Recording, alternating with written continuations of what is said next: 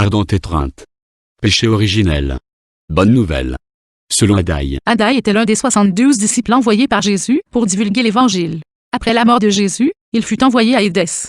Abgar, un adorateur du Christ, y résidait.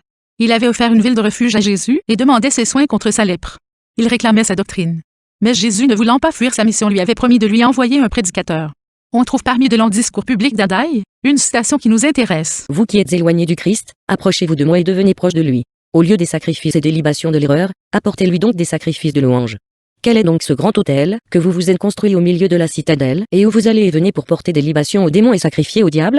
Si vous ne connaissez pas les Écritures, la nature ne vous enseigne-t-elle pas par son aspect que vos idoles ont des yeux et ne voient pas? Et, vous qui voyez par les yeux, votre manque de discernement vous rend aussi semblable à elles qui ne voient ni n'entendent, et c'est en vain que vos voix inutiles supplient des oreilles sourdes. Celles-là ne sont pas blâmables, puisqu'elles n'entendent pas, leur nature est sourde et muette. Mais, vous, la justice vous blâme de ce que vous ne vouliez même pas exercer le discernement sur ce que vous voyez. Le brouillard de l'erreur, qui voile votre intellect, ne vous permet pas de vous situer dans la lumière céleste, qui est l'intelligence de la science. Le sacrifice d'animaux est donc contraire au christianisme.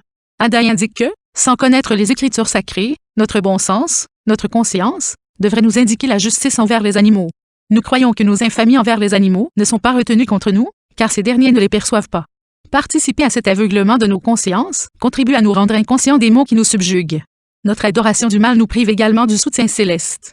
La base de notre cohérence doit d'abord être mise en ordre.